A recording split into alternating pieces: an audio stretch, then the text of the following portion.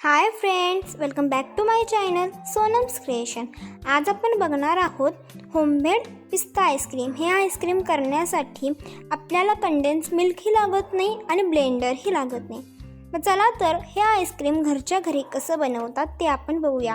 त्यासाठी सर्वात अगोदर मी इथे घेत आहे 1 कप दूध. हे दुधामध्ये आपल्याला टाकायचं आहे अर्धा कप साखर. अर्धा कप साखर टाकून झाली, हे दूध आपल्याला व्यवस्थित असं हलवून घ्यायचं आहे आणि जोपर्यंत याची साखर मेल्ट होत नाही म्हणजे वितळत नाही तोपर्यंत आपल्याला असं मिक्स करून घ्यायचं आहे. आता तुम्ही बघू शकाल माझी साखर पूर्णपणे अशी वितळलेली आहे आणि हे सुद्धा थोडंसं दुधाची क्वांटिटी कमी झालेली आहे. आणि या दुधाची क्वांटिटी कितपत कमी करायची आहे हे तुम्हाला मी आता सांगणार आहे.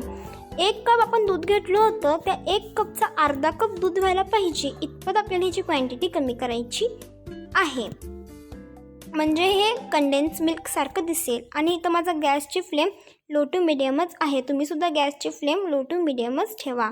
आता बघू शकता ह्याला एक उकळी आलेली आहे आणि हे दूध मी 5 मिनटं फिरवत आहे. आता हे दुधाला 5 मिनटं फिरवत होते मी. 5 मिनटानंतर जर तुम्ही जी कन्सिस्टन्सी बघितली, हे दूध थोडंसं असं घट्ट व्हायला लागलेलं आहे, म्हणजे थोडंसं कंडेन्स मिल्कसारखं व्हायला आलेलं आहे आणि कलरही ह्याचा थोडासा चेंज झालेला आहे. तुम्हालासुद्धा तुमचं दूध अशाच प्रकारे व्यवस्थित असं ढवळून घ्यायचं आहे आणि दुधाची क्वांटिटीसुद्धा अशी कमी व्हायला हवी.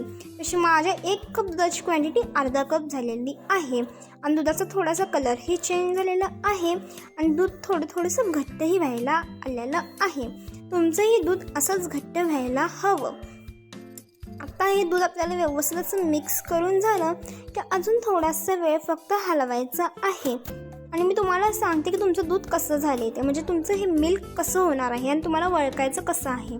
त्यासाठी तुम्हाला हे जे स्पॅच्युला आहे ना, हे पूर्णपणे ह्याच्यामध्ये कोट करून घ्यायचं, म्हणजे हे पूर्णपणे ह्यामध्ये हलवायचं आहे अशा प्रकारे. आणि हलवून झालं की आपला जो फिंगर असतो म्हणजे आपलं बोट असतो ना, त्यामध्ये एक अशी रेष ओढायची आपल्या हाताने अशा पद्धतीने. ओढून झालं की सेपरेट होतं बघा, ते एकामेकाला दूध असं चिटकत नाही.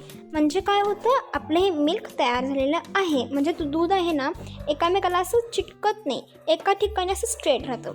आणि आता मी गॅसची फ्लेम बंद केलेली आहे आणि हे दूध थोड्या वेळ आपल्याला गार होऊ द्यायचं आहे रूम टेम्परेचरवरच. आणि त्यानंतर इथे मी एक बाउल घेतलेला आहे आणि बाउलमध्ये मी टाकत आहे अर्धा कप व्हिपिंग क्रीम. आणि ही व्हिपिंग क्रीम आपल्याला एका विस्करने फेटायची आहे. जशी क्रीम आपण जशी क्रीम आपण केकला फेटतो तशा प्रकारे फेटायची आहे. जर तुमच्याकडे ब्लेंडर असेल तुम्ही ब्लेंडरने ही क्रीम फेटू शकता, पण मी तुम्हाला क्रीम हाताने फेटून दाखवत आहे.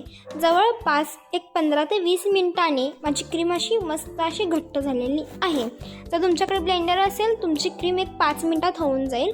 जर ब्लेंडर नसेल तर तुम्हाला 15 ते 20 मिनिटं लागतील. जसं माझ्यासारखी तुम्हाला 15 ते 20 मिनिटं बीट करायला लागलेली आहे ही क्रीम.